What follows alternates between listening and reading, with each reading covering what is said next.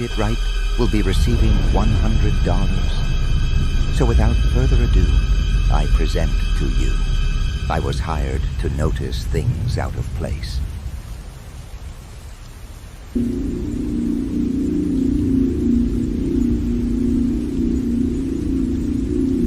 As a kid, I was scared of pretty much everything. At night, I'd see faces moving in the wallpaper.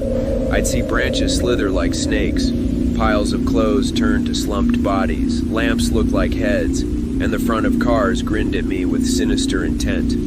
I could also hear them. A creaking door would sound like a groan, the wind would scream, and floorboards would breathe heavy sighs. To me, there were ghouls, ghosts, and monsters around every corner. Needless to say, I was a nervous kid. Turns out it wasn't just an active imagination. I have a condition. It basically boils down to chronic overactive pareidolia.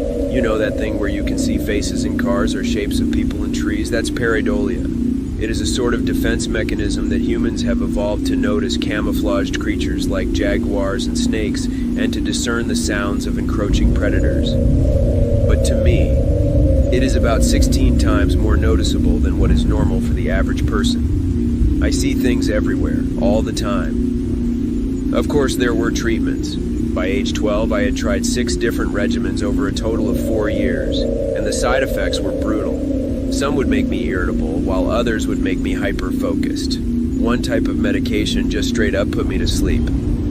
By age 18, I thought I'd never get a job. I was barely dragging myself through school, and there was no way I'd make it through college. I was on a course of drugs that barely kept me together. But they gave me these awful tics. I'd drop things, I'd wake up in the middle of the night, my leg would shoot out and trip me. I was a mess. My mom had to cover the stairs in handrail and grip tape. A few years ago, I had a standing meeting with the county employment services every Thursday. I hated it. On a particularly bad day, my mom had to drive me there. The meds were kicking my ass. She dropped me off at the end of the street, and just in that short walk to the office, I almost tripped into a brick wall. I was so flustered, I knocked over a trash can. But for the first time in a couple of years, I had an interview with a potential employer. I didn't think much of her. She was just some old woman in a warm coat. She introduced herself as Teresa and told me that she'd heard a lot about me. She offered me a trial and a hefty one-time payment. I didn't get clear idea about what I was supposed to do, but she told me that secrecy was part of it. The only demand she had was that I stop taking my meds. Still feeling the trash smell on my pants, I took Teresa up on her offer. On my first day of work, I had no idea what to expect. I'd been off my meds for a week, and I had barely slept. It was hard to wrap my head around the world as I'd seen it as a kid. I'd see faces in the walls, in the shadows, in the leaves, in patterns, pretty much everywhere. I'd hear voices and screams in every braking car, and crinkling paper and creaking floors. It was hard staying focused, and I was so jumpy I could barely move without flinching. Teresa picked me up in a gray sedan. She was wearing a headset and kept looking over at the GPS. I noticed her leg was twitching, and that she kept biting her lip. She barely looked at me that whole ride. We finally arrived at a small yard about a 40-minute drive off the highway. There were 2 large trailers and a single-story, run-down prefab house from the 60s. One of those things with cheap wood panels and matching broken windows. There were 8 other vehicles in the yard, 4 sedans, 2 vans, a Jeep, and a bus. They'd set up warning tape, a command tent with laptops and an antenna, spotlights, and half a dozen crates covered with blue tarps. There were armed men with assault rifles, security personnel with handcuffs, and a couple of medics standing by with first aid kits and stretchers. I was swarmed as soon as I stepped out of the car. They fitted me with a headset, protective gloves, a heart monitor, and tagged me with a plastic ribbon around my left wrist. All the while, Teresa was just looking around, a bead of sweat stinging her eye. What are we looking at? She asked. 3, 4? Just 1. I heard in the headset. We got it early. We got the spot. On site. She responded. Any blues? No blues, we're clear. Teresa finally turned to me. She faced me, put her hands on my shoulders, and talked slowly. This seems like a lot. She said. All I want you to do is to go inside carefully and tell me what you see. Why? I asked. What's in there? I don't know. She sighed. None of us knows, but we think you can see it. dangerous? She shook her head. We don't know. We're trying to get to know them. There was a flurry of instructions. I had to sign a waiver. They took pictures of me from 6 different angles and took several blood samples. They took a swab from my tongue, checked my eyes, and fitted me with a pair of safety goggles. Teresa took them from me just seconds later. Nothing around the eyes, She said. you need to see clearly. They asked me to approach the door while they were running some kind of diagnostic. Weapon checks, system checks, ready checks. It felt like we were launching a rocket. I could feel my legs shaking. I'm with you all the way. Teresa said over the headset. You can leave at any time. Just tell me what you see, and I really mean what you see. A countdown began. At 0, the spotlights turned on and the entire yard turned into a soundless ghost town. Everyone held their breaths, and it was my turn. I stepped inside. A simple 1-story house. 3 rooms, a bathroom, a kitchen. Someone had clearly lived there until recently. There were still clothes flung over a chair in the living room. The power was off, but the pale spotlights coming in through the windows made it feel like I was walking through a hospital waiting room. My heart was pounding out of my chest. I didn't know what to expect, but this payday could be the boost I needed to get my own place. A paycheck with 4 zeros for a single day of work. But standing there looking into the sterile living room, I was having doubts. What do you see? Notice anything?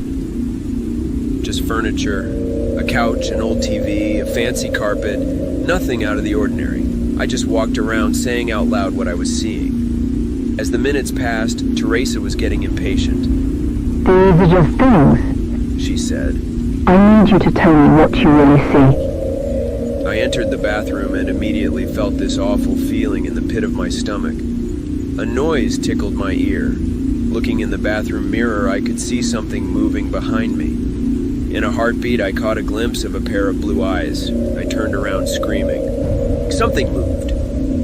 I flung myself backwards, closing the bathroom door with the tip of my fingers.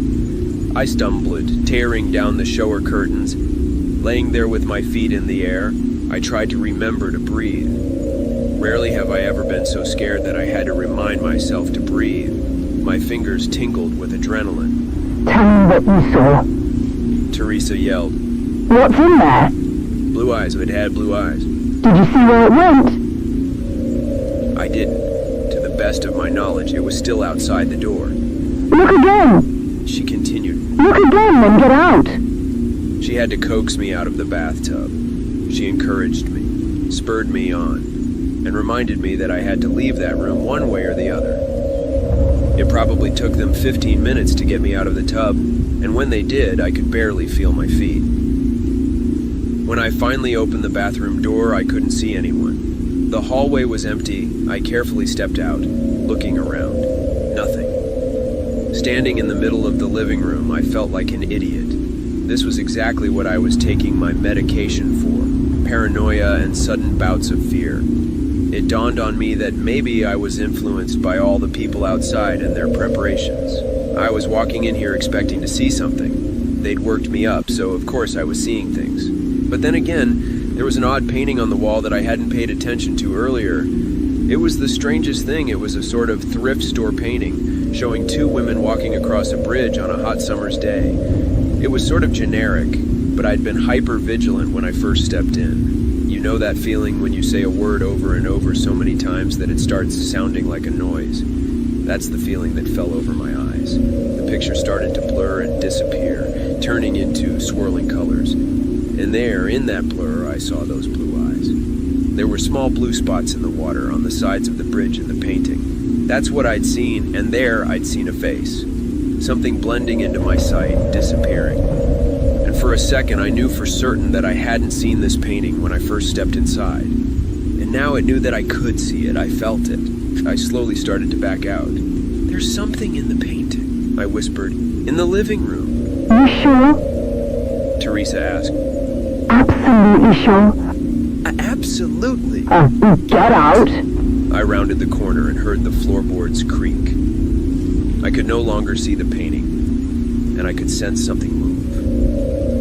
Back backing out of the front door and into the cool autumn air. I could feel hands on my shoulder. Armed men pulled me back, and paramedics started to check my eyes with flashlights. They asked me all sorts of personal questions, like my name, my mother's maiden name, and the name of the president. I was told to lay down as I heard a team breach the house with stun guns, cattle prods, nets, and a crate. Laying there and feeling the pressure subside, I just cried and laughed. I didn't even notice Teresa sitting down next to me.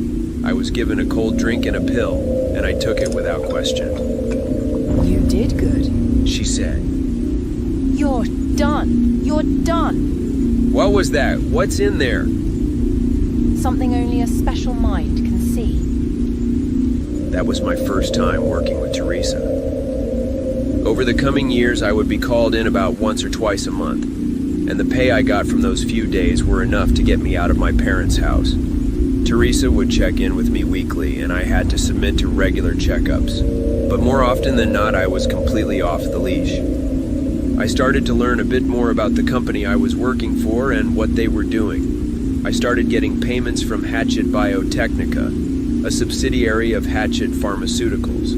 My official title was contractor, a title that was repeated like a name. Teresa started going into greater details on what to look for and how to act, but that first mission was a sort of test to prove myself. I had no idea what I was actually proving, but it felt like my tendency to discern patterns and seeing dangers helped me along. I learned a bit more about their procedures. For example, they were adamant about checking for blues. This meant surveying the nearby area to look for some kind of infection, usually taking the form of miscolored flowers, most often blue, but not always. Sometimes tulips, most often sunflowers. Once they just found a bunch of teeth sticking out of the wall. Whenever they checked for blues, this is what they would look for. Something overtly strange and unnatural. When something like this was found, the whole mission would be called off, and they would use controlled explosives to just take out the entire area. In more populated areas, they'd set up tents and use flamethrowers. I remember once the week before Christmas when 6 men with flamethrowers were called in to burn down a greenhouse. I'll never forget the way the flames reflected off their visors. To them, it all just looked like flames. But I saw something else. I saw bodies, wreathing in the flames. I heard screams in the shattered glass. And in the charred remains of melted plastic, I'd see pained faces glaring at me with hateful black eyes. Up until a few months ago, I had worked a total of 33 cases over 2.5 years. Every case, I'd step into a location and look for 1 to 3 things hiding in plain sight. Up until that point, I still had no idea what they actually were. Sometimes I'd catch a glimpse of something running past me, or see a pair of blue eyes looking at me from across the room. Every time I just reported it and left. A chair, a fridge, a suspicious window. Hell, once it was a music box. This time we were just coming up to a house. It was a rainy autumn evening and the area was already set up when we got there. I saw a "for sale" sign knocked over by one of the Jeeps who'd taken a wide turn. I got suited up, blood samples, plastic wrap, all that jazz. It was set up to be just another job. Although I was still nervous, I was getting better. No blues? Asked Teresa. None, Said one of the armed men. we're looking at a single tango. You sure? Teresa squinted. First report said 6. Secondary reading says 1. We might have runners. Notify the Galapagos. She sighed. Put him on the hunt. She turned to me with a smile, tapping me on the shoulder. In and out, you got this. I got this, I repeated. Yeah. Standard routine, countdown, spotlights, game on. It felt like stepping onto a stage. As I walked through the door and saw my shadow stretch out across the floor, I felt like a hunter. That I was the one to fear, and that whatever stayed in this house tried to hide for good reason. The floor is crooked, I noted. Strange place. You sure? Yeah, I nodded. Definitely. I steadied myself and started checking the rooms one by one. I waited for that feeling to emerge. My eyes seeing through the obvious and seeing the picture beneath the picture. The blue eyes emerging from nothing, and the patterns of shadowy figures growing clearer. Just relaxing and expecting that feeling to wash over me was enough to put me at ease, but I could still feel a primal part of me tickling my nerves, expecting me to panic. But nothing happened. I checked the kitchen, the living room, the bedroom. There was nothing. Just a strangely crooked floor, empty rooms, and the echo of my own footsteps. An empty guest bedroom with a single window. Through it, I imagined scowling faces in the trees outside. 20 minutes passed and I got nothing. I reported to Teresa, and she assured me we were still getting readings from inside the house. Something was still in there with me, but I hadn't seen anything. I went through cycles of denial, fear, and anger over and over. What was I missing? Finally, I just sat down in the middle of the living room floor. I scratched my eyes, sighed, and tried to relax. Teresa, I'm not feeling it. Are you sure? There was no response. Teresa? Yeah. She responded absent-mindedly. Yeah, we're good. Hold on for a minute. We're good? I asked. What do you mean we're good? Again, no response. I stomped around for another 10 minutes before I went up to a window facing the front yard. It was hard to see through the glare of the spotlight. Teresa, I'm coming out. The place is empty. As soon as I opened the front door, I saw 24 faces fixed on me. Maybe they were surprised to see me, but I got the sense that there was something else. I could tell something was off. They all looked at me with strange expressions. Some neutral, some smiling ear to ear. One of the paramedics just stared at me with slack-jawed terror. It was as if they didn't know what to feel or how to express it. A hole sunk through my stomach. I got that hollow feeling as my eyes glazed over, like I was staring at something false, something hiding a pattern. This was the sense I'd been looking for inside, and now I was feeling it. In the far back, I saw Teresa. She stepped out from behind a jeep, smiling ear to ear. Behind the shape of her face, her eyes emerged, glowing with a cold blue. One by one, their eyes flared up in a blue glow, and there in a moment, my paranoid sight registered human-like shapes in the grass around them. Headless, mauled bodies and imposters, lookalikes, mimics, nightmare beings having tricked us into a trap. One by one, smiles started creeping across their faces. Rows of impossibly sharp teeth hiding long tongues, their fingers growing longer, their necks elongating. They were losing their disguises and facing me, head-on, unafraid. Nothing was said out loud, not a word. But to me, it was as if the wind itself was screaming for me to run. I slammed the door behind me and ran.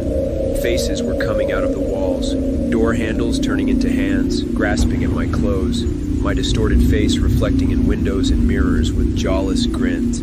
I couldn't blink. Every heartbeat, a new horror forced my eyes open. There were more doors than I remembered.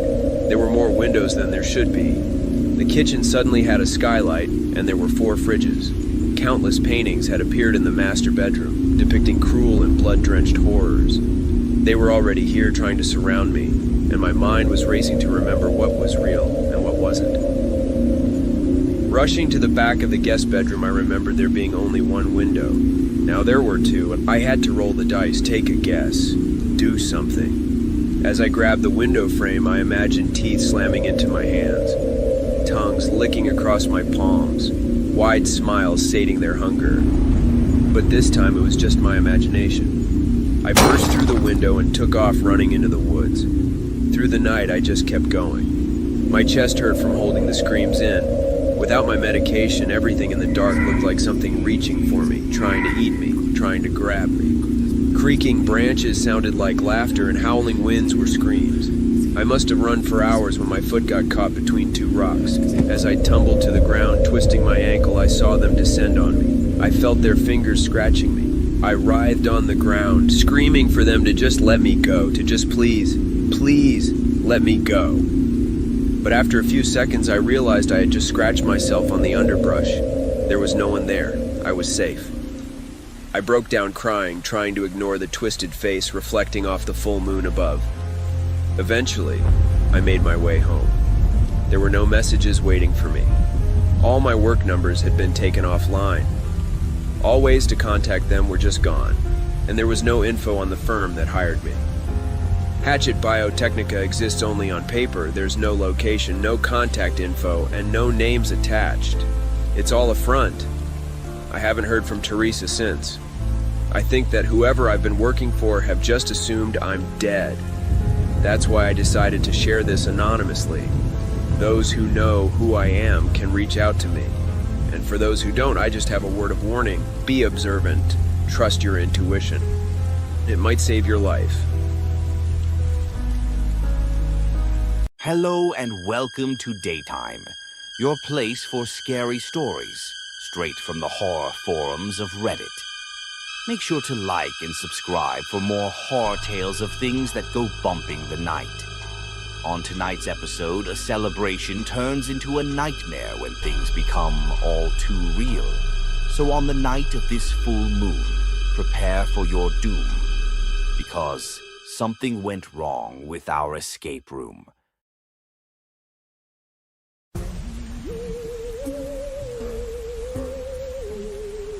We wanted to do something special for Lindsay's birthday.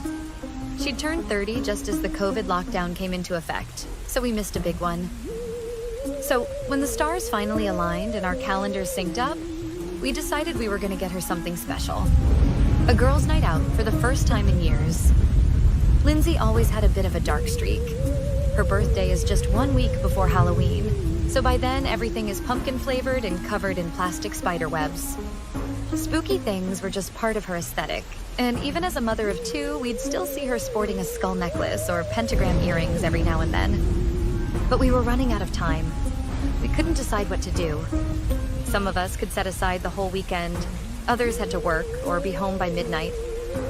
It was getting difficult to settle on a single thing that would fit everyone. That is, until Aggie found something that was just perfect. An escape room. We all met up on a Saturday. It was me, Dawn, Aggie, and Lindsay. After a fancy dinner and a long walk, we arrived at the Apostle Collective building. They'd opened about a year ago, and they'd been booked solid all spring long. That we managed to book a room this close to Halloween was nothing short of a miracle. Some of you have probably heard about them. They're sort of a chain. They got like 5 locations, most of them in Minnesota. The place was spot on. It didn't just have the classic Halloween stuff, but smoke machines, hidden speakers, projectors, the whole kit. The staff were dressed up in prosthetics, looking like old-time zombie carnival workers. We stepped in. They checked our booking and gave us a little box of free popcorn. Lindsay was ecstatic. We'd told the staff it was all for her birthday, so they paid a little extra attention to her. She deserved it. As we stepped up to the door, they gave us an introduction. You're stepping into the box of the godless grinning witch, We were told. This is our longest, scariest room yet. Pretty much brand new apart from playtesters. You were lucky to get a booking. The other group canceled last minute. Either way, all you need to solve it can be found in there. Just try not to break any furniture or move something that's been bolted down. None of the clues will require a lot of force, so you wouldn't have to break anything or exert yourself. Are there actors? Dawn asked. You can tell us, right? I can, but I won't. But whatever happens, you won't be harmed. Something might reach for you, chase you, touch you, but no harm. So please try to keep that in mind. Are you leaving the door open? Aggie asked. Can we leave at any time? Just knock or send us a text. The door locks automatically, but we can open it remotely with the click of a button. Just knock. So what's the story? What's our deal? Interrupted Lindsay. Ghouls? Ghosts? Vampires? I was so happy to see Lindsay like that. She could barely stand still. The box of the godless grinning witch is about a cruel witch who have trapped 4 souls in a little box. As they scramble to get out, they start realizing they're not alone. The souls have to find a way out while avoiding the monstrous beings trapped in there with them. There were no more hints, and part of the experience was going into it knowing just 2 things. We had been captured, and we weren't alone. Aggie kept her phone so she could text for hints and reach the staff if necessary. The rest of us put ours away. This was going to be an intense game, with a solve time average of about 4 hours. That said, we were allowed to stay until midnight. And if we solved it without a hint, we got a very special prize. We could also send them a text to pause the game for a bathroom break. We put away our coats, Dawn did a little stretch, and Lindsay was visibly shaking with excitement. This was gonna be good. I was the last one to step inside.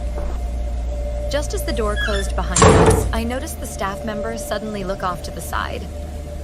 Their brow furrowed as they stepped back. In the blink of an eye, they were gone. Then the door slammed shut. There was something off, but I didn't want to alarm anyone. They were so excited, and the game was just getting started. It was a black, windowless room. Lindsay was being chatty, but Dawn and Aggie were kind of wondering what the hell they'd agreed to. After a few seconds, there was this chilling laugh, followed by a light. They'd installed a video projector in the ceiling. The entire room lit up as we looked up to see a video of an impossibly large woman looking down on us, like we were the size of a Rubik's Cube in her hand.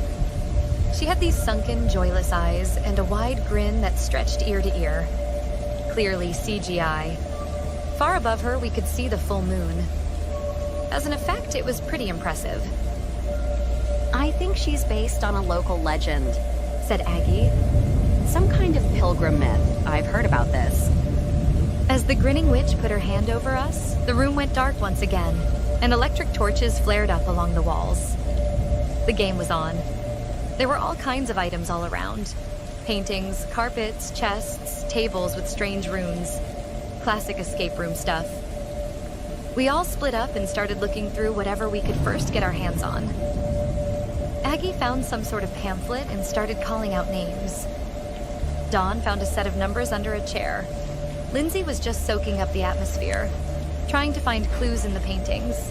About 30 minutes in, there was this awful sound. A rattling page, followed by snapping metal. There was a loud moan and approaching footsteps.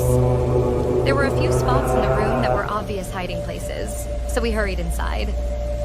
Lindsay couldn't stop giggling, and even I felt my pulse racing a bit. But nothing happened. The pre-recorded noises came and went. There was this disconnect, like a pair of real footsteps were supposed to sort of take over the sound, but nothing happened. We just hid for a couple of minutes, then stepped out. Did we miss something? Dawn asked. There was a pregnant pause as we looked around the room. Nothing. Strange. We made decent progress. We found a set of keys that opened a chest, which revealed a black light disguised as a candle. Using it, we found a set of codes to decipher using a set of runes. We found out there was a touchpad behind a painting, which we could use to write a code. That in turn opened a small side room full of clues. So, yeah, decent progress. Then again, we heard strange noises, rattling chains, loud moans, and thundering footsteps. We figured this was it, that the previous one had just been a warning. So again, we rushed to our hiding spaces. And again, nothing happened. This time, something was clearly broken. There was a recorded voice coming from the ceiling. I think he likes you.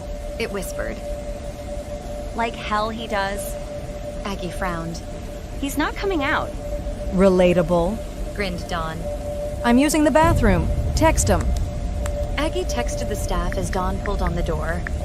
It was still locked. Wait, Aggie said. they haven't responded yet? Dawn knocked on the door.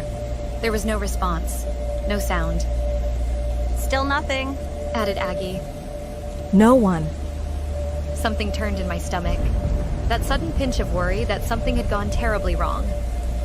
As Dawn kept pulling on the door, Lindsay stopped smiling. The pep in her step faded.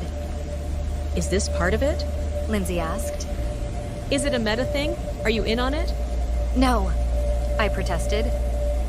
It's just one of those auto-locking doors and they forgot to set it open. Right? It's probably nothing, right? No response, sighed Aggie, holding her phone up. I'm calling Hank. As the others gathered around Aggie, I stepped away for a second. Aggie's husband, Hank, wasn't picking up. I put my ear up against the walls and listened, figuring I might be able to hear the staff chit-chatting in the next room over. There were supposed to be actors here, or staff just outside. Something about this wasn't adding up.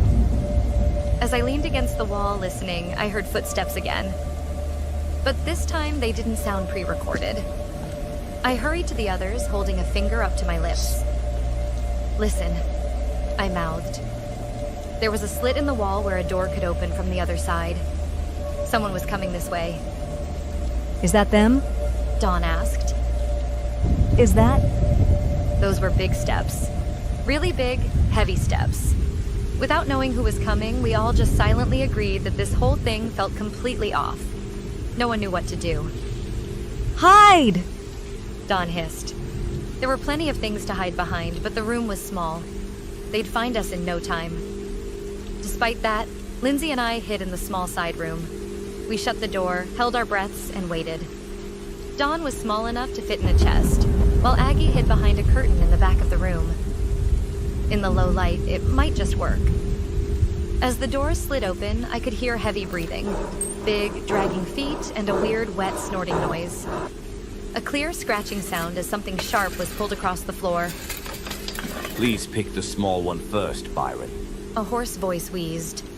Go on, pick it. A pig-like screech echoed through the room in response. This wasn't a recording. This was coming from whoever was in the room. There really was something there. Something big. I heard the sudden sound of tearing fabric and a scream. This awful, drawn-out death scream. A shrieking, pleading terror as someone was physically dragged out of the room. I'd never heard anything like it, and it was impossible to tell who it was. Then, with a thud, it all went silent. The door was closed. Lindsay and I peeked out. The curtain that Aggie had hid behind had been torn down. She was gone. There was blood. We found Dawn curled up in a chest, shivering. She couldn't make eye contact. When we tried to snap her out of it, she just screamed and clawed at us. Her eyes were wild, and she was barely breathing. Did you see anything? Lindsay whispered. Wait, what? What was it? Dawn just shook her head. I could see there was a crack in the wooden chest. She might have been able to see something. We just weren't getting through to her.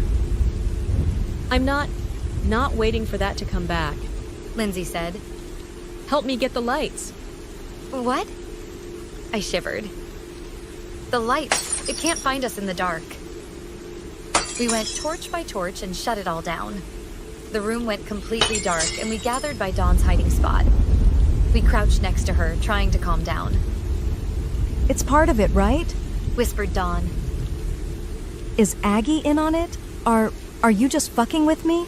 No, something's wrong, I whispered back. I'm sorry, Dawn. There's... Bullshit, wheezed Lindsay. This is fucking bullshit, and I'm not...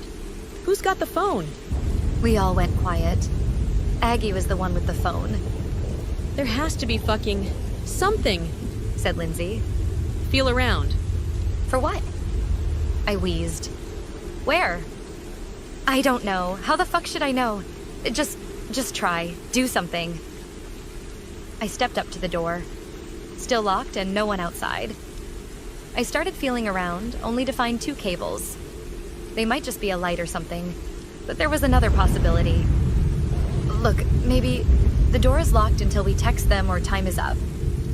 What if the door unlocks? What if it unlocks when we solve it? It won't work, sighed Lindsay. There are some things in here that require a staff member to manually click something open with a button. Some clues just won't work without it. But I don't think there's anyone out there anymore. What about fire escapes? You can't just lock people in a room? I could hear Lindsay sink down to the floor. This is a mistake, she cried. All of it. The side door slammed open again. Big, heaving footsteps came in. Even in the complete dark, we could tell there was someone huge in here with us. Someone who smelled like dirt. Again, something sharp scraped across the floor. Byron, get another one. A voice laughed. Whichever you like. I just pushed myself up against the wall and turned my head on the side. I tried making myself as flat as possible. I knew Lindsay was doing the same. Dawn, on the other hand, was panicking. No! She coughed. No! A loud, pig-like snort. The scraping thing was lifted off the ground. I heard 2 feet firmly planting in the ground as something heavy was lifted, and Dawn fell to the ground with a thud. She tried to talk, but she'd had all wind knocked out of her. Instead, she just tried to get away. I heard a loud exhale, the kind of sound where someone gets something heavy dropped on them. And in the seconds that followed, I heard this large being, Byron, violently drag Dawn out of the room. To the untrained ear, her scream was almost the same as Aggie's. As the door slammed shut again, I could hear Lindsay sobbing just a few feet away. I couldn't move. My body was stopping me from comforting her, and I'd been so tense my neck was stiff from pushing my face against the wall. For what felt like hours, we just waited. It was probably just minutes. Finally, Lindsay got up. She fumbled her way over to one of the tables, flipped it on its side, and broke a leg off. Then she did it again and handed the second leg to me. Don't just let them, you know? She said. Okay? Yeah. I nodded. Yeah. No, I won't. I started to hyperventilate as my fingers wrapped around the slippery wood. There was no way I could use this. My hands were so sweaty the thing was falling out of my grip. I couldn't fight. Not with that. Not against whatever was taking us out one by one. Maybe barricade the door? She said. Yeah, let's... Wait! It was a good idea, but it was too dark. That, and I could hear the footsteps coming again. Faster this time. Determined. The thing entered on its own. No guiding voice. Lindsay and I held hands and pushed ourselves up against the wall. I couldn't hear it dragging anything this time, but I could hear lips smacking, followed by these high-pitched micro-grunts. Whatever it was loud, and it was munching on something. It wandered around for a while, feeling around the table, the chest, and even the little side room. After a few minutes, it seemed satisfied not to have found us and headed back to the door. Just as it was about to exit, we hit the 90-minute mark. The game, partly automated, was still running. The projector came on again, displaying this large woman in the ceiling. The entire room was lit up. It immediately saw us. The thing was easily 6'8". It was dressed in this sort of torn varsity jacket, with filthy, mud-covered jeans. There were long strands of black fur poking out of every cut and tear in its clothes, making it look like a badly stuffed scarecrow. It wasn't fully human. His head looked like a boar. It looked right at us, its snout twitching with excitement. He had these small dark eyes. I'll never forget how, when it looked at me, they lit up with nothing but joy. No matter the species, you can just tell. It was looking forward to this. There was no fear, no malice, just unbridled, violent joy. Like a kid tearing into a happy meal. Meeting my eyes, the thing just screamed like a wounded pig and charged. I stepped on my own feet and stumbled backwards. Hadn't it been for Lindsay still holding my hand, I would have gone down like a sack of flour. Instead, I barely stayed on my feet as we rushed to the other side of the room. Still down there, playthings? The recording in the ceiling spoke. Will you not give up? As the video played above us, the light in the room shifted. Whenever she was more in frame, the light grew more distant. When she moved back, the full moon came into view. He'll get you, playthings. The narration continued. It is so futile. There was blood on his jacket. Fresh blood. As the video finished, we'd ran a full lap of the room. We were back at the door, and this time he was charging straight ahead. At the last second, Lindsay let go of my hand and we fell to the side. The boar man ran straight into the door. It seemed to upset him as he focused all his rage on it. Pounding, tearing, biting. All the while roaring like a wounded animal. His joy was gone. This was frustration. Hunger. It didn't take him long to break the door open, and as light flooded in, he turned to look down the hall. The brightness from the street outside seemed to scare him as he took off out the back. Lindsay and I stayed on the floor a couple of seconds, just to ensure ourselves that the thing was gone. We eventually crawled out the door, ready to run. There were bloodied handprints on the walls, Something resembling a fingernail. Blood spatter on the ceiling. We ignored it all, got up, and went straight for the exit. Come on, come on, come on. I'd sprained my ankle, and Lindsay was bleeding from her hand. We were about 40 feet from the door when we heard that voice again. The voice that had guided the boar man. Neither of us turned to see him. We just had to keep going.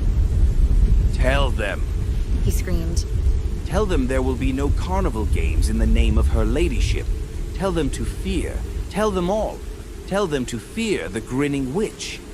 He laughed so hard he couldn't breathe. Lindsay pulled me along when all I wanted was to collapse and cry. We burst through the doors and into the night. And far behind us, the laughter faded. Putting it all in writing feels a bit weird. Like I'm telling someone else's story. But Lindsay is as real as the last time I met her. And I don't think we'll ever overcome the trauma. I still feel myself stopping at random times, listening for footsteps. Lindsay has developed a sort of claustrophobia. No more locked doors. Ever. The police chalked it all up as an armed robbery. The security cameras picked up 4 intruders getting in through the back door. 3 hooded figures and a large masked man in a varsity jacket.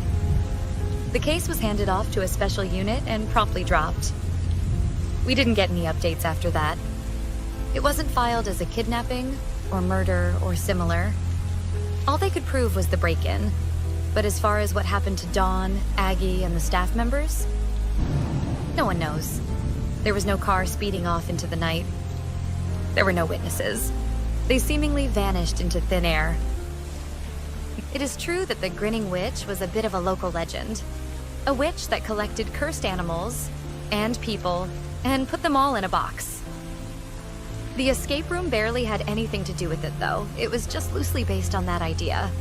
But somehow that was enough to draw out some kind of hate sect. But I'll never forget the man with the boar head. No matter how I think about it, no matter how I try to wrap my head around it, I can't stop thinking about him.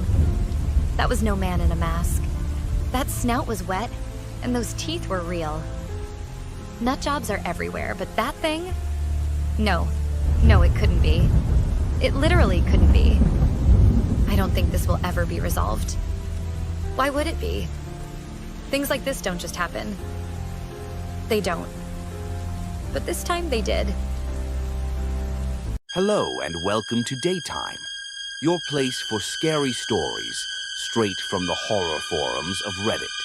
Make sure to like and subscribe for more horror tales of things that go bumping the night. On tonight's episode, a man discovers a long-lost language. So, on this ordinary Christmas, things have become the strangest. Because I stumbled upon a dead language.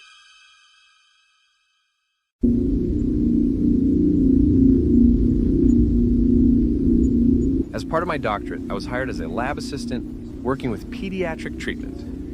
We were working on a paper measuring the exposure effect of a potential contaminant, while my colleagues were working on the measured effects on adults and the elderly. My team would work with children. The potential disruption to developing adolescence was deemed important enough to have a separate set of experiments and measurements. The study garnered unilateral attention and funding of not only 1, but 4 different pharmaceutical companies, Hatchet PH being the main contributor. I was hired pretty late in the process.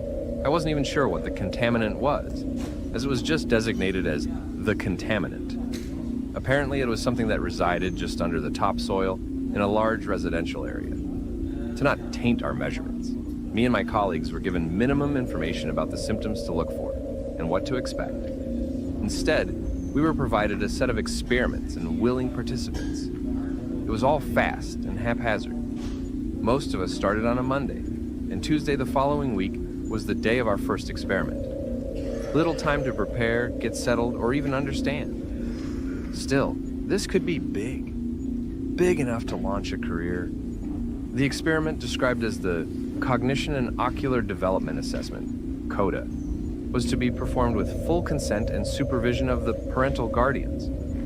All children were between 6 to 10 years old, and none of them had any observed deformities or illnesses. We were given limited access to certain medical records to make sure our study didn't have the potential to cause any harm.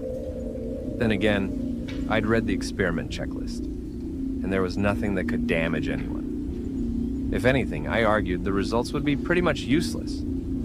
As Tuesday came around, me and my 2 colleagues had prepared as best we could. The 3 of us would put 1 participant each through a series of tests. The coda was 3 tests over a total of 3 hours. The parents were to be asked for consent before and after each step, and given the ability to stop any test at any given time. The experiment overall was surprisingly simple. It was supposed to be a measurement of cognitive and emotional development, mostly tested through facial and spatial recognition. The day of the experiment, I first met Logan, an 8-year-old kid sporting a baseball cap and a brand new Pokemon t-shirt. His mom was a bit anxious, but from what I'd been told, she'd been generously compensated. As I met them in the parking lot and lead them inside, I promised her we'd go through the specifics. "Don't worry," I said. "We're mostly going to look at pictures. Doesn't sound too bad, huh?" He shook his head, but I'd yet to see him smile. Maybe his mom's anxiety rubbed off on him. The testing room was somewhat small and made entirely out of concrete. There was a pair of opposite 2-way mirrors on each side of the room. The walls were painted this sickly mint green, a color so neutral it hurt to look at. The first test was all about emotional intelligence. In sets of 6 pictures each, I was to show Logan various expressions and ask him which mostly correlated to an emotion. If they answered objectively wrong, according to a chart, we were supposed to ask them to explain their choice. Simple enough, I'd done something similar before. But this is where I first realized that Logan wasn't some ordinary kid. As I laid out the first image set, I asked him to identify the happiest face. Clearly, it was card number 3, and Logan answered as such without hesitation. In the second image set, he was asked which one was the saddest. Again, it was number 3. He answered correctly again. In the third picture, the 6 pictures were a wild mix. Some sad, some happy. One guy was sleeping in the corner. "Which one is the angriest?" I asked. There was a correct answer. Number 4. A woman furrowing her brow and exposing her teeth. Yet Logan looked at them all for a long time. "Number 6, he said finally, pointing at the sleeping man. "How come?" I asked, following protocol. "It's complicated. They almost killed his mom." The kid seemed almost distant, staring at the picture. What the hell? He answered the rest of the questions flawlessly, but that answer stuck with me. Such a strange reaction. Not only did he answer wrong to an obvious question, but it was also such an odd explanation. Logan himself seemed to have trouble finding the right word for it. The second test was similar, but there were new cards. In sets of 3, Logan was supposed to explain each emotion presented by the people in the pictures. Happy, sad, angry, scared. It was similar to the first test, but much more detailed. For every image, there would be a description and a short explanation given by the participant. We pressed forward. First 3 cards, no problem. Happy, happy, sad. Easy explanations. Second set of cards, same result. Surprised, sad, sad. But when the third image set came along, I didn't know what to say. 3 people, all completely neutral. Not a single emotion on their face. They looked almost computer-generated. Logan didn't skip a beat, though. "She's scared," he said. "She doesn't know why she's doing this." "And what about this one?" "Oh, he's hungry. He just doesn't show it." Hungry? Is that the emotion? "Yeah, he's really hungry. Dangerous." And the third one? Logan took a long, hard look. After a few seconds, he looked up at me, almost like he forgot about the picture for a while. "Okay, I think he's Obstin." Obstin? "Yeah, Obstin. What do you mean?" "That's what he is. I don't know a better word for it." "So why is he, Obstin?" "He saw something he shouldn't have." We continued with several more image sets, and Logan gave mostly ordinary answers. But every now and then he'd throw in something absurd sounding. Obstin was the first, but there was also ADR, Gald, and Shriet. The descriptions were outlandish and, frankly, nonsensical. A doctor. He stared too long into the light. Galled. He didn't go swimming, but his feet are still wet. Shrit. He fell between the cracks. By the time I was about to start the third experiment, I had a few moments alone with Logan's mom. Still anxious, she held her arms close to herself and didn't meet my eyes. "We'll be done in a bit," I said. "He's doing great." He's such an imaginative child, you know? She nodded. He makes up things all the time. You should see his drawings. "Does he have any trouble at school?" No, not really, no. She smiled. Well, mostly not. Some of the other kids can get a bit creeped out when he starts making things up. I checked the clock. It was time to start the final experiment. All kids have a quirk or two, I smiled back. That's what makes them kids. The final experiment was about recognizing places rather than people. One by one, I was to show Logan pictures of various places. Ordinary places like supermarkets, playgrounds, and factories. They were pretty easy to recognize. First, I'd show him the pictures. Then, I'd ask him to describe the scene. Logan didn't seem to mind. The pictures themselves was easy for Logan to recognize. One by one, he explained what he saw. Factories with lots of cars parked outside, empty playgrounds. But as we got to a park, he sort of stopped. His expression shifted. "That's a graveyard," he said. I had to stop myself from correcting him. It was obviously not a graveyard. "Can you describe it?" I asked. I really don't want to. There's a lot of people there." "What kind of people?" I was going off script, but I was just too curious. Logan leaned in to look closer at the picture. "There's a lot of strange colors," he said. "The people who used to be there are gone." I couldn't tell what he was seeing. The picture was empty. As we finished up, Logan went to the bathroom. I got some time to talk to his mom on our own, and I brought out the picture of the park. "Do you have any idea what he sees here?" I asked. No. She said, shaking her head. Could be anything. "It's just strange," I said. "Usually kids make up stories about dragons, lasers, wizards, and that kind of stuff. Not graveyards and parks." Are you calling my son strange? I lost my train of thought. As Logan came back, she grabbed him by the arm as to leave. Before they did, I caught up to them. I had to try something. "Logan," I said, "just a moment." They stopped, and his mom gave me a tired look. "I was thinking about buying this house," I said, bringing up a photo of a place I'd been checking out a few times. "What do you think?" He just stared at me as if he didn't understand. He took off his baseball cap and scratched his ear. "Looks dirty," he said. "A lot of art, Joe. Right there in the..." Come on, Logan. His mother tugged his arm, and he was almost dragged down the hall. Turning back to me one last time, he yelled back. "He looked up, and then he didn't!" I didn't lie when I said I was thinking about buying that house. There was an open viewing the next day, and I decided to drop by on my lunch break. There were about 8 other people there, all couples. I kind of disappeared among them. Maybe I wasn't being considered as a serious buyer. The place was a bit too large for me after all. As the realtor ran off to speak to a pregnant couple, I stopped in the foyer. I had this strange feeling in the pit of my stomach.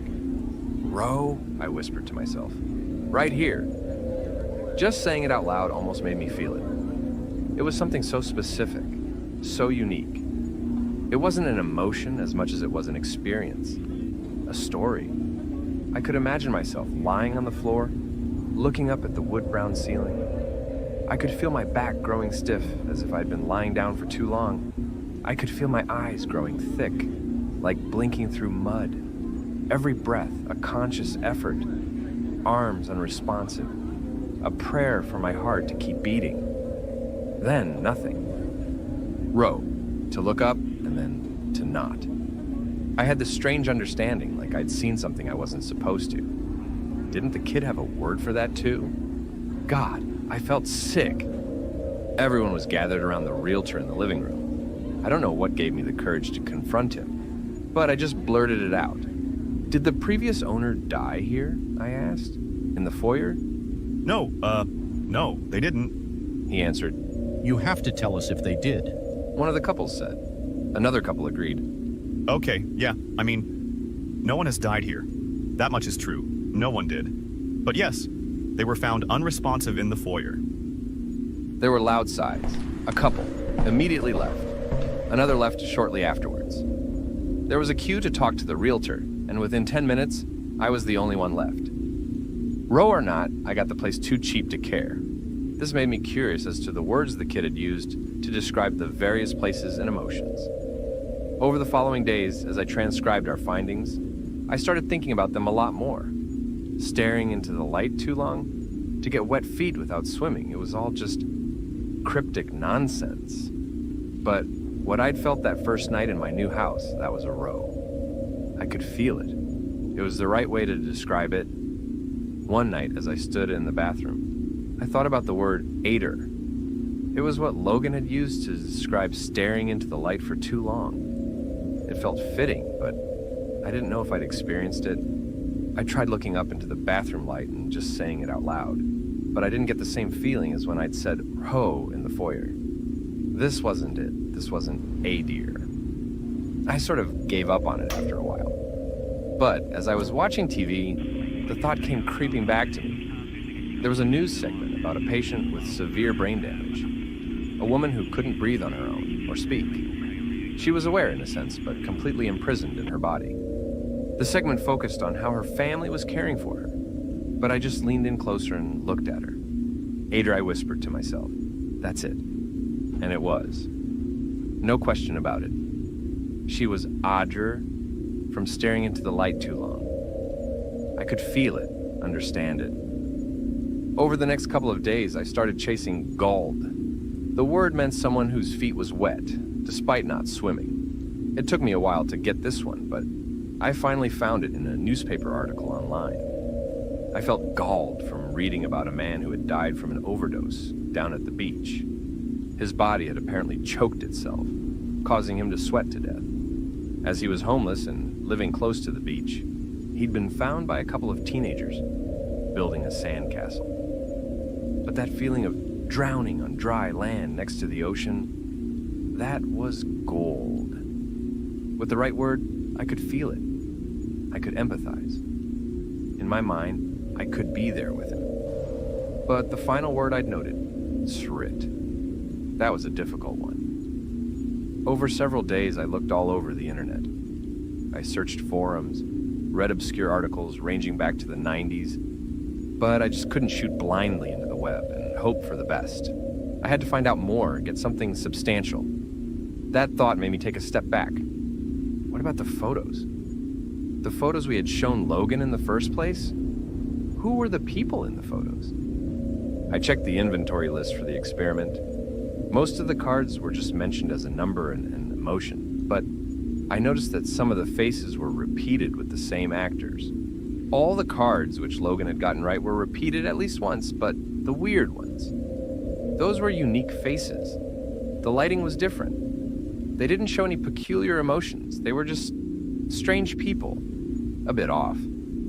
I took a few photos with my phone and tried to do an image search. I couldn't get a single hit. These pictures simply weren't available anywhere online. The ordinary emotions displayed could be found on various stock image sites, but not the strange ones that Logan pointed out. Finally, after a few hours and dozens of pages clicked through, I did find a picture that looked like one of the models, but in a completely different setting, and this was freaking weird. The picture I found online was from a social media profile. The profile, in turn, portrayed the user page of the very same homeless man that had drowned in his own sweat from an overdose. The same one I'd read an article of. But the article was written just a few days prior, and the picture must have been taken at least weeks ago. Listen, I don't know if you can get this. What Logan did was to perfectly describe, using one of his made-up words, was exactly what was about to happen to that man. The man who galled, who overdosed on the beach. I mulled the whole thing over in my head countless times, and finally, I just gave up. I had to talk to Logan again. I did the creepiest thing I've ever done. I tracked the kid down at his school. The following day, as he was about to get on the bus back home, I waved at him from across the parking lot. He was surprised to see me and couldn't place me at first. Then I could see him recognize me, like something lit up in his mind. Hey! He called out. Science man! Hey, Logan, I called back. How's it been? Good. He said. You're not here for more tests, are you? He stopped a few feet ahead of me. Actually, I'm just here to ask you about that language of yours. Those strange words you use. How do you come up with them? That's easy, he said. Once you start talking it, you kinda don't stop. After a while, you just feel them, you know? So, where did you learn it? I asked. Anywhere special? I think I always knew, he shrugged. Like, it's weird, like listening, but not to a sound, but like a color. It's just sorta there, inside. So you can always see it? Because sometimes you said people in pictures were just happy or sad. Ordinary things? Well, sometimes those things are easier to see. You said I should answer fast, not, accurately. So you can see it now? I chuckled. Anywhere? Here, with me? Sure. He smiled. Just stand still for a bit. Logan looked at me for a while. As I met his eyes, I could feel something. There was that feeling again. Obstinate. To see something I shouldn't have. Right there, in that kid's eyes. He knew something. Strangely enough, it wasn't him that broke the silence. It was me. Atho S, I said. I didn't know why I said it, but it took Logan by surprise. The one who shouts until they listen. He said. That's what it means, right? I think that's me. I said, and I'm sorry, Logan, I don't know why I said that. Did you see it? He asked, almost excited. Do you see it now? I want to say that I didn't. I want to say I saw nothing, but that'd be a lie. A million little words crept into my mind, and as I stared into that kid's eyes, I saw something I shouldn't have. Now it was all becoming clearer. The more words I knew, the better I understood. The word I'd looked for, Zrit, was a lot more complex than Logan had made it out to be with human words. It was contextual. The man had died in an earthquake. He fell between the cracks. No, he hadn't. He was going to. It was describing events destined to unfold. But it was also describing something that had happened. Was it both? Neither? I see it, Ted, I admitted. Right there, I could feel the parking lot falling away in insignificance. With a single unspoken word, we could tell each other infinite things. These mundane expressions were just the tip of the iceberg, a dumbed-down shadow of what was truly being said. The words told us of things that were, things that could be, and things that currently was.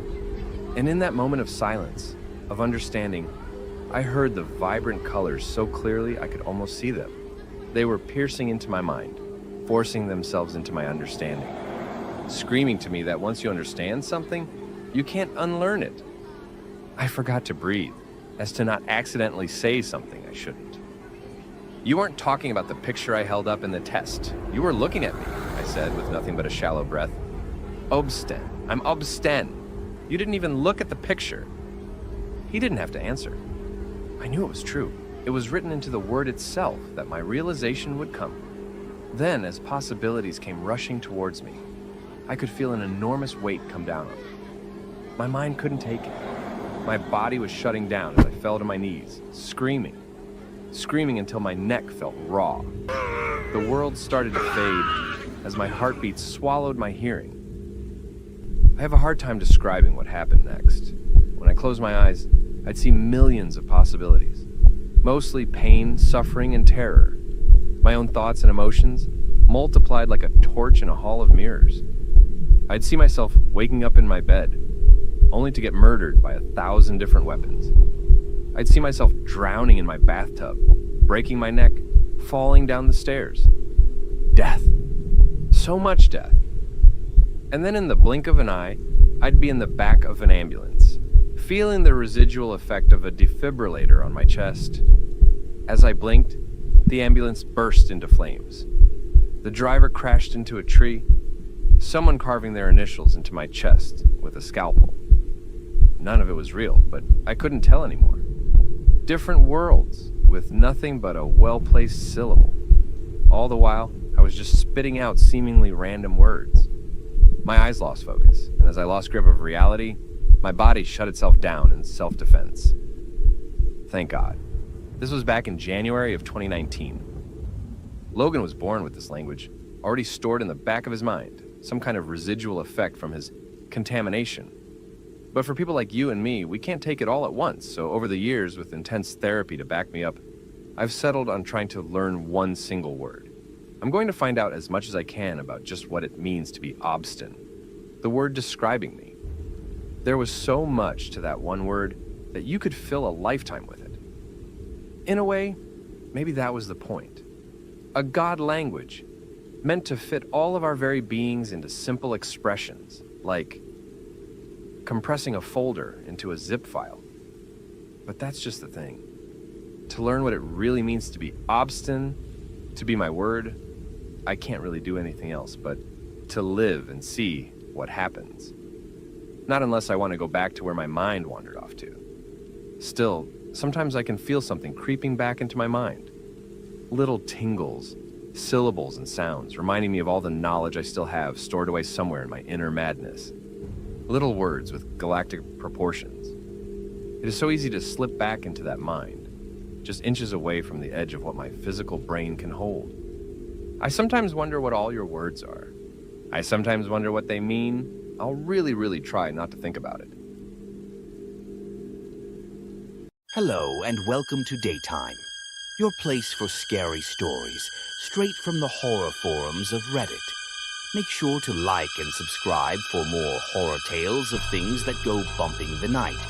On tonight's episode, a man must seek answers from the most unlikely of sources. So, tuck yourself in, or grab a coat for your stroll, and stay far away from the Wheelbarrow Cult.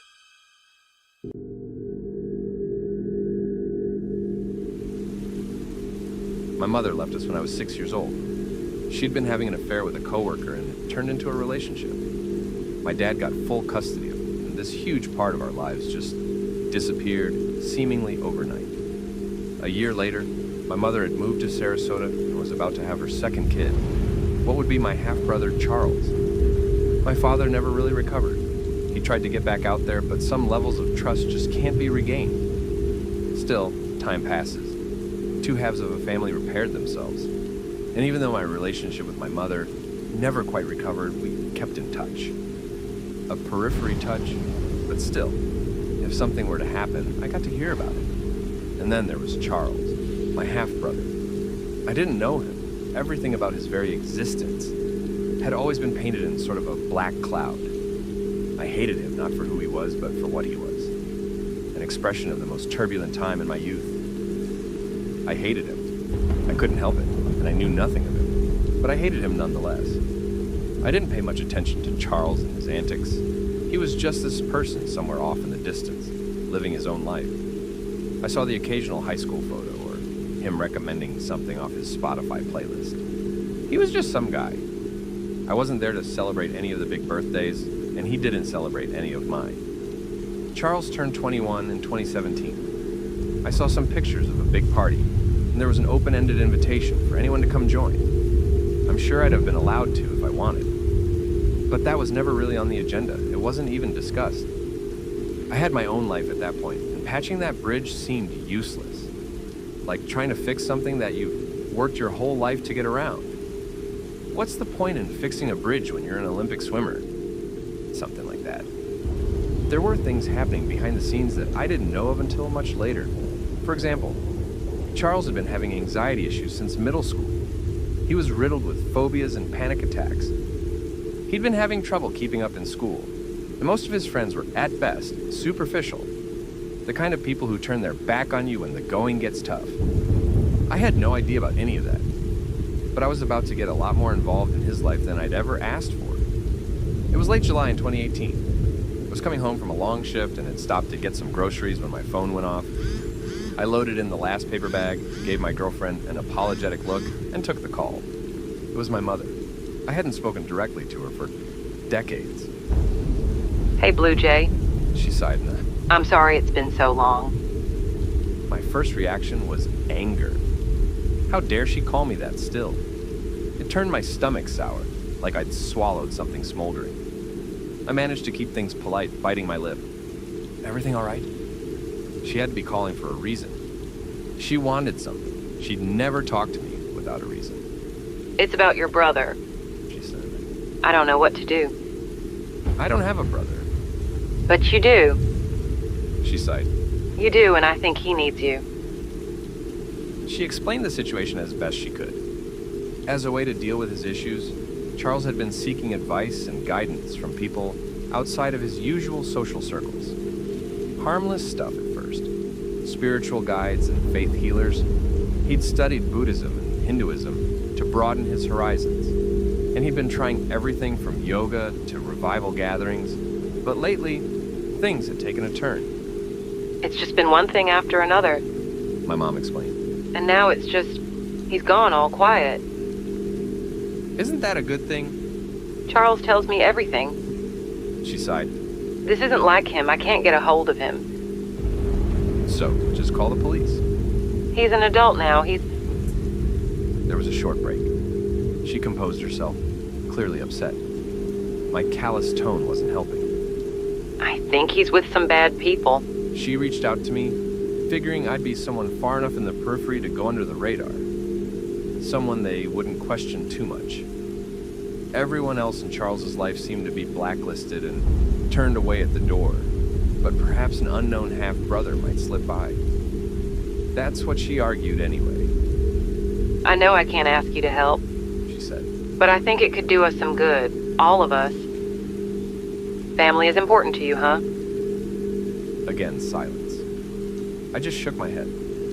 I'd opened the car door and sat down. My girlfriend could tell I was upset and was leaning over to hug me. I hadn't even noticed how hard I was digging my fingers into the dashboard until I saw them turning pale. You don't have to believe me, Mom said. But it really is. And with that, I hung up. I argued with myself back and forth for days. Charles had never done anything to hurt me, but I couldn't help but to hate him. But it was difficult to say whether that hate was more important than that sinking feeling I had in my stomach. Even then, even at my lowest, angriest point, I couldn't bring myself to want to hurt my mother. I couldn't. So I decided to help, all other things be damned. At the very least, I could show her I'd turned into a good man, all without her help. I texted her to get me all the info she could, and I booked a flight over the following week. I made my way to Florida. I'd been getting tons of emails with all kinds of images, descriptions, and video, but I hadn't taken the time to sit down and review it all. I had a rough idea. According to my mom, it had started with a nightmare. She told me that Charles kept having nightmares about a boy in blue. He'd call her late at night, rambling about it in a half-woken stupor. These nightmares would control his life, and he would try to find subtle ways of dealing with it. To an outsider, it just seemed like much of his other anxieties, a fixed idea that he couldn't rid himself of. There were pictures of his apartment. He'd remove the curtains from the windows to make sure the boy in blue could spot him if need be. Later, he would just opt to sleep out in the open. Something about the clear blue sky being a relaxing factor, and there were other little things. He started to wear more formal shirts. He cut his hair.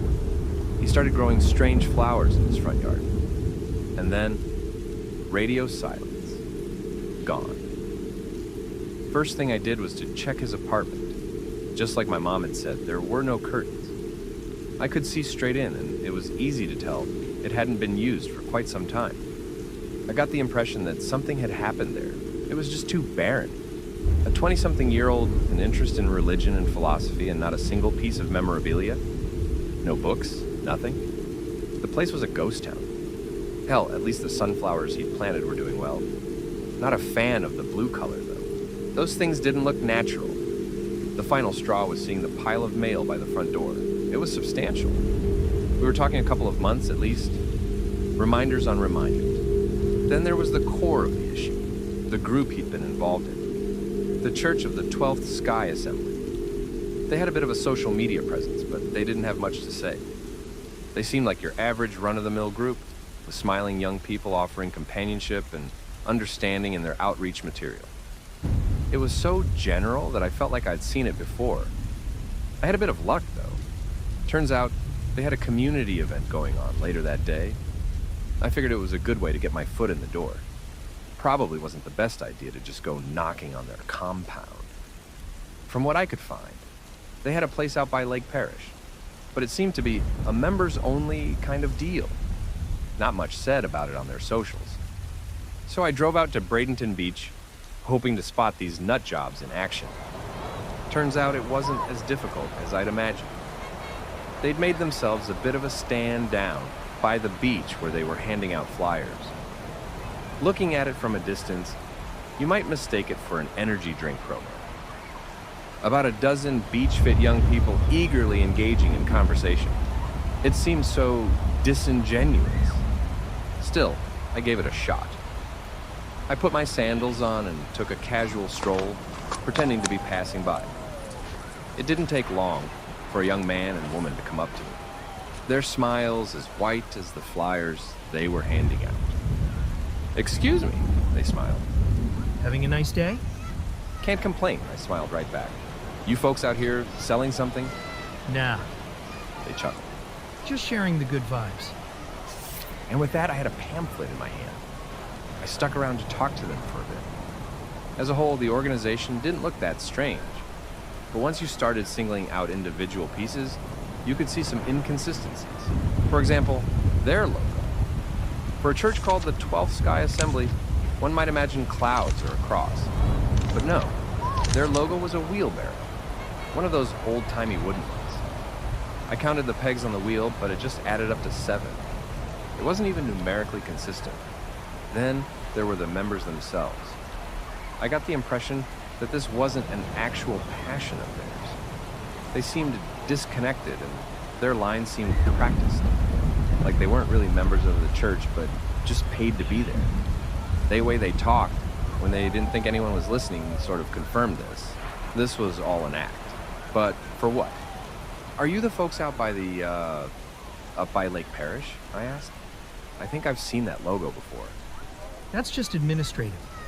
We're in 7 different cities across the state, so it takes a whole lot of effort from a whole lot of people to keep things running." They immediately got defensive. I tried to shift away from the compound, instead talking about meetings and other members, but they'd already soured. It wasn't until one of the folks in the background approached that I felt like I was getting somewhere. He was a man in his early 50s, with short blonde hair and a sizable gut. Large black glasses, a white shirt, and a blue tie. He patted the others on the shoulder and smiled at me. "You consider yourself a man of many questions, friend?" he asked. "I suppose I am. Not a lot of places to ask them nowadays." "Well, I hope you find what you're looking for." And with that, he turned his back on me. I must have said something to spook them. I had no choice but to go all in. "The boy in blue," I said. It was the first thing that came to mind. It had been the central theme in Charles's issues. It had to mean something. The man turned around, adjusted his glasses, and squinted at me. "The boy in blue, huh?" "Yeah," I nodded. "It's been keeping me up at night."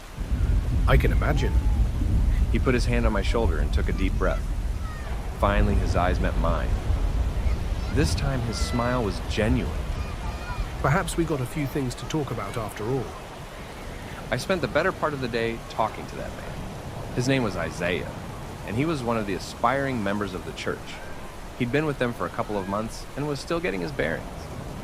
Still, what I'd said resonated with me. The boy in blue was a common theme among the church's inner circle. They said it was a prophetic vision, a guideline for things to come. Later in the afternoon, as we were calling it a day, Isaiah and I circled back to the tent they'd set up down at the beach. I almost stumbled over one of the wheelbarrows they had there, and I couldn't help but to ask about it. "It's an unusual symbol, I'll freely admit to that." Isaiah chuckled. "But it's about picking yourself up, about extending yourself beyond your usual capabilities." "That's a lot to ask from a wheelbarrow." "We don't ask anything from the wheelbarrow." He smiled. "It's about you. You're the one who has to pick it up. But it's there when you need it." Having a foot in the door, I settled into a temporary routine. I called my girlfriend every night, keeping her updated on what was going on. I sent a text to my mom every now and then too, but I couldn't bring myself to talk to her. I would spend my afternoon messaging Isaiah and trying to keep a low profile, waiting for an invitation to something further. If I could just get a chance to meet the other members, there'd be a chance of me meeting up with Charles. And maybe I wouldn't be able to get him out of there, but at least I could make sure he was okay. I met Isaiah a couple of times over the following week, once for lunch and another time at a separate event. I was invited to help and I accepted. I mostly printed pamphlets and helped setting up their tent. The pamphlet wasn't that interesting. The logo, an address for an office downtown, and an inspirational quote about reaching for the sky. Not much more than that. I got the impression that handing them out was mostly a way to get an excuse to talk to people, rather than to share a message. Almost as if it was expected for them to do this. The more I spent time with Isaiah, I got the impression that this wasn't just a church. There were no priests or preachers, and there were no spectacular meetings. If anything, they were just going through the motions. Everything pointed to the compound by Lake Parrish. There had to be something there, and Isaiah was my way in. I had to try something big. The third time I met him, I hadn't showered for 3 days. I pretended to have slept in my car, and I made up a lie about going through a rough breakup. Isaiah was a bit surprised, but bounced back as the gears in the back of his mind clicked into place. Sorry to hear that, he said. You made a beautiful couple. It was an innocent enough sentiment, but there was an uncomfortable reveal hidden in it. He knew what my girlfriend looked like. I'd never shown him a picture. Had they been looking me up? I guess that's why you're out here, huh?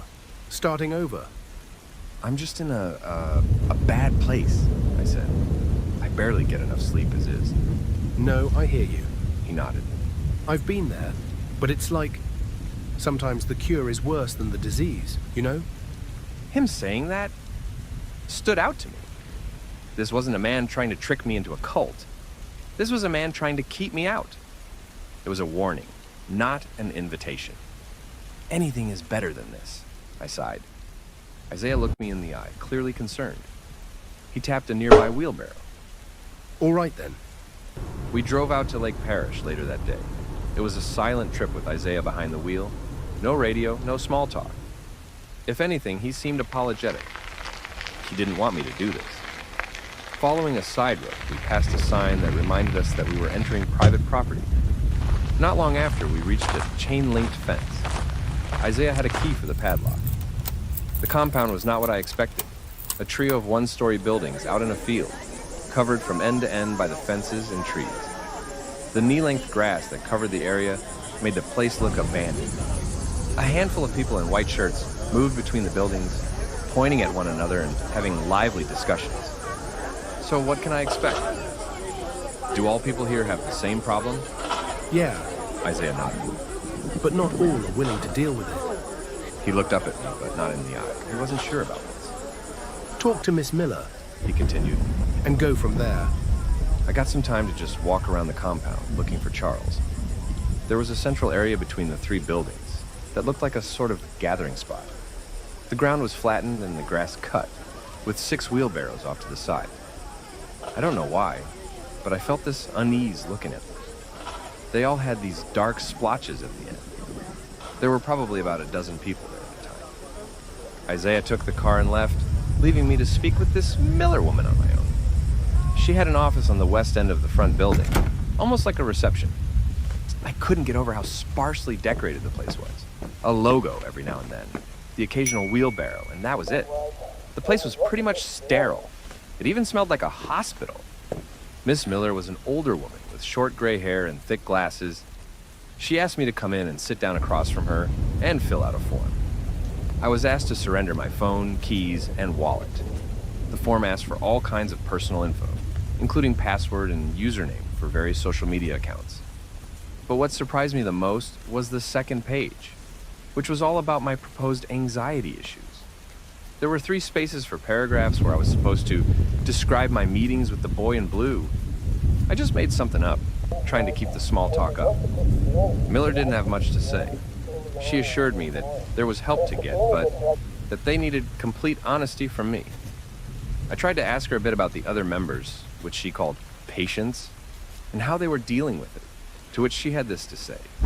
What you're experiencing is no fault of your own, she said. It is not by the will of a god, or Satan, or anything in between.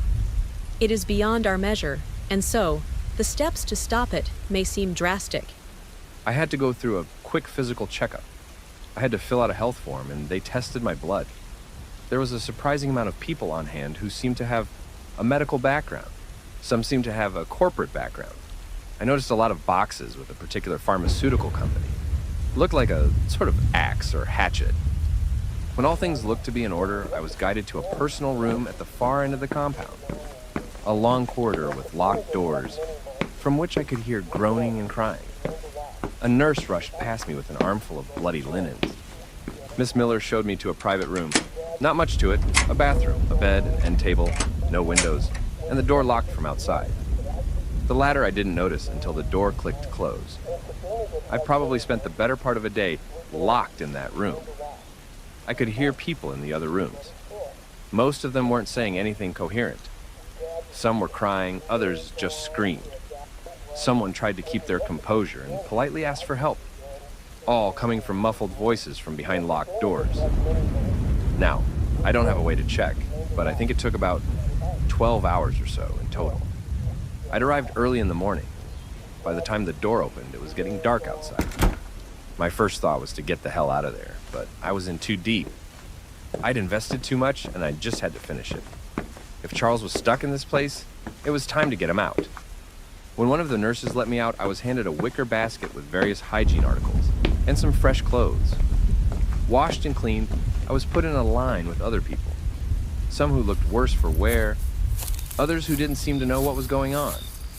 There was this one woman who could barely stand up and had to lean on one of the nurse attendants. Looking at them, it was easy to forget that this was supposed to be a religious organization. It looked more like a hospital. We were taken out into the middle of the compound. There were about a dozen attendants and 9 other people like me who'd been taken out there.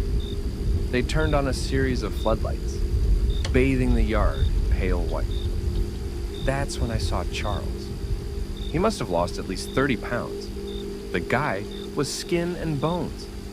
His hair had fallen out and he had this patchy, unshaved mess on his face. He looked completely out of it. I couldn't imagine him recognizing me even in a healthy state. But now that I'd seen him, I was glad I was there. I was going to help him one way or another. I just had to get through whatever this was supposed to be.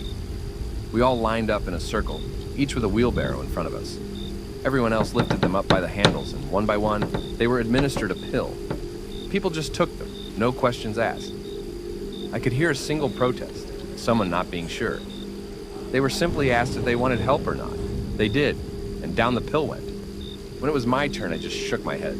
No, thank you. Then we're gonna have to ask you to leave, said the nurse. I looked around the circle. I was holding up the line. There was no ifs, ands, or buts here. If you wanted their help, you took the pill. So I did. It was a sort of muscle relaxant. It wasn't a powerful hallucinogen or anything like that.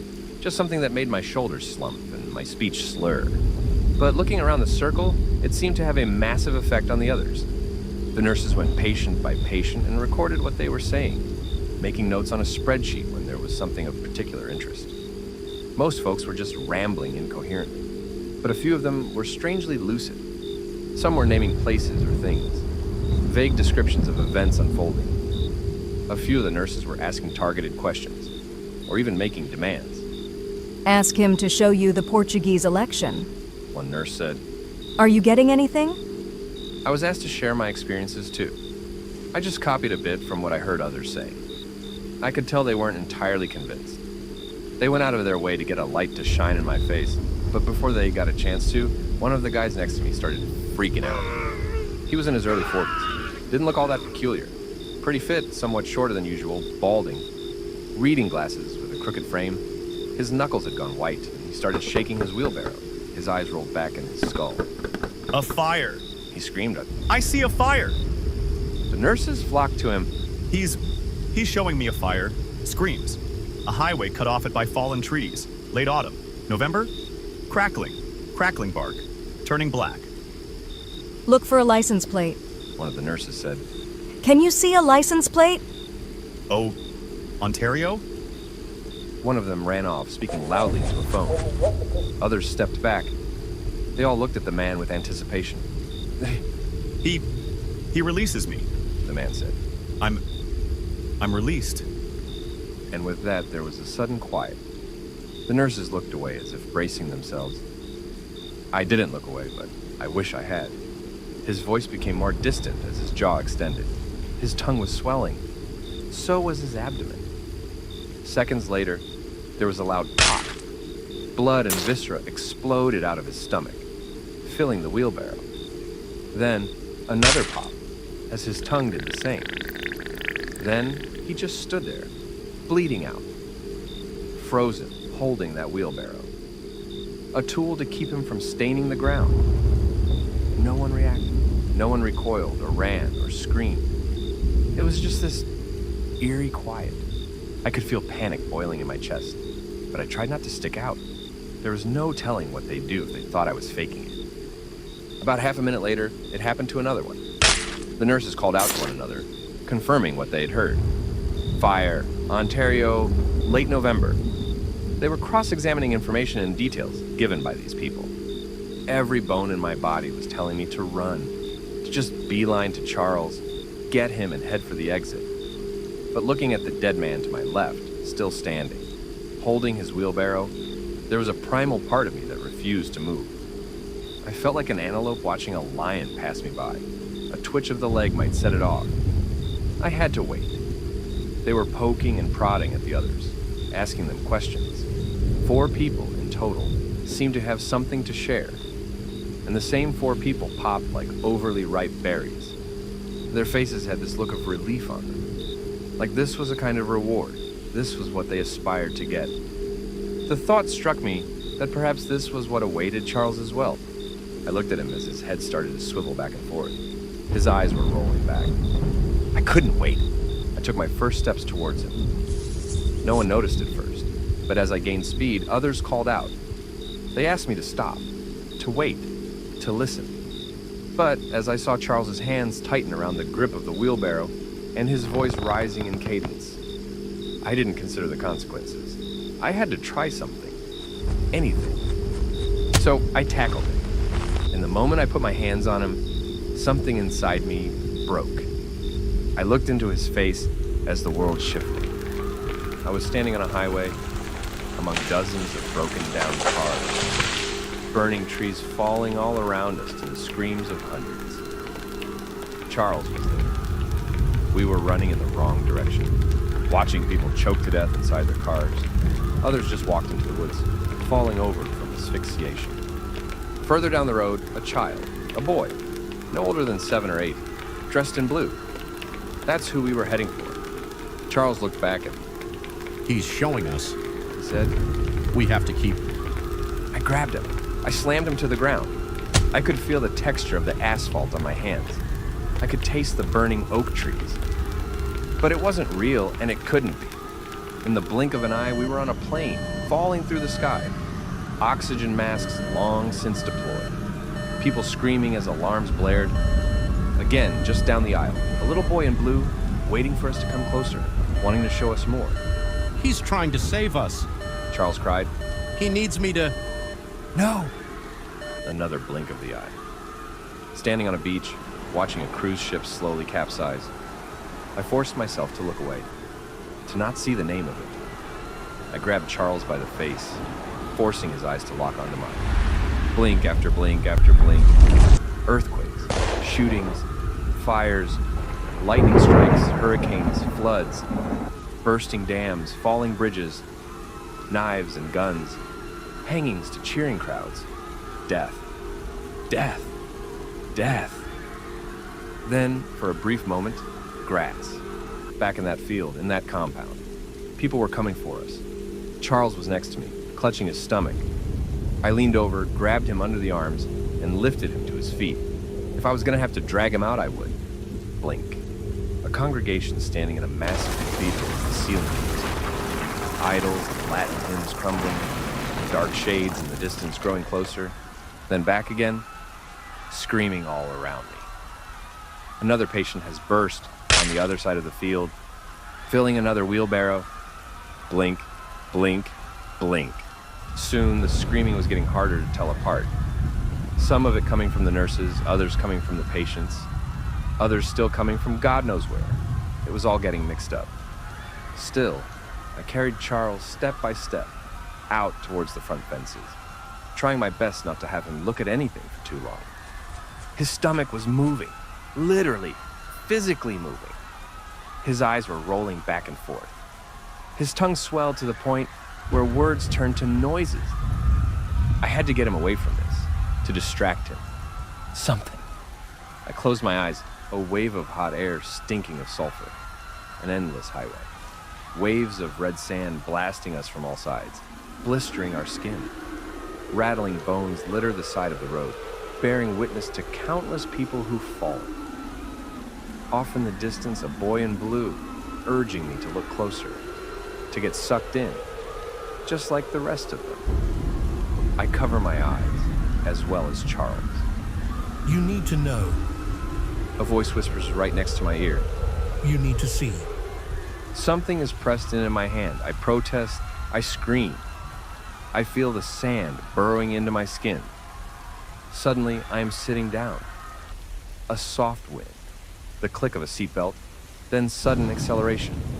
I thought it another vision, but it lasted too long. Hold on. A gate crashing open. I was in the backseat of a car with Charles next to me. He was doubled over, crying hysterically. In the front seat was Isaiah, stepping on the gas. I'm sorry. He gasped as he turned the car around, heading for the highway. This is the only way to stop it. It's the only way it ends. And with that, we sped into the night. By morning, Charles was getting better. His stomach wasn't moving anymore, and his tongue wasn't swelling. His eyes were red, but he could focus again. He was barely speaking, but visibly conscious. He responded to questions, albeit non-verbally. Isaiah confided in me that he'd been plagued by the same visions as Charles for some time, but couldn't bring himself to go all the way. He'd seen the end goal, how the nurses poked and prodded for people to extend themselves. That's not the way I want to go. He sighed. No matter what, that's not it. He shared a cigarette with me. I hadn't smoked since high school. I saw what you were trying to do, he admitted. You were making the same choice that I'd had. Except you were showing it, you know? You were doing something. I've just been coasting along. Isaiah told me all he knew. That the church was sponsored by some kind of pharmaceutical company.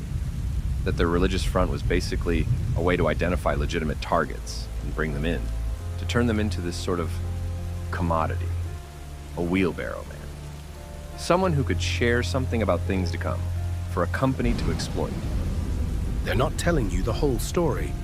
Isaiah continued. They don't tell you that it passes, that it comes and goes in waves, leaping from one person to another, and that if you just refuse to listen hard enough, it will leave you alone. So they offer a fast and easy way at the cost of your life. Yeah. Isaiah nodded. Story as old as time. He looked down at his cigarette with a sigh, flicking it away. Charles was slowly recovering. He could barely speak, and we had to help him in and out of the car, but he made it back home.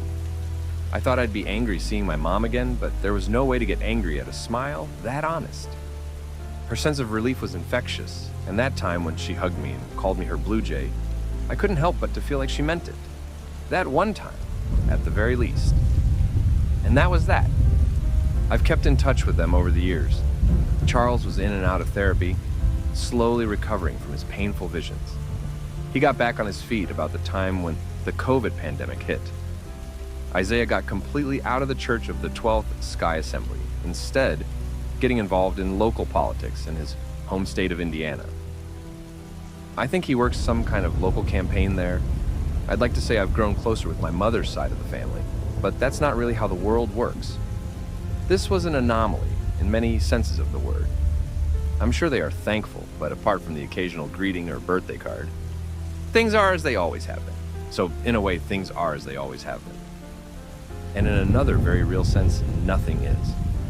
See, something was pressed into my hand that night. I haven't told anyone about it, and I probably never will. A note with names, dates, and events. I don't want to think about it too much, or I might fall victim to the same thing that Charles did. Even talking about it now brings this sinking feeling into the pit of my stomach. Still, I can't deny that I can recognize some of these names in the news, and it's making my nervous. But it raises an important question. Would the knowledge we could gain from this be worth a life? Could it save others? Is it even real? The fire reference that night never happened, as far as I know. But if they hadn't spoken about it, could it have happened?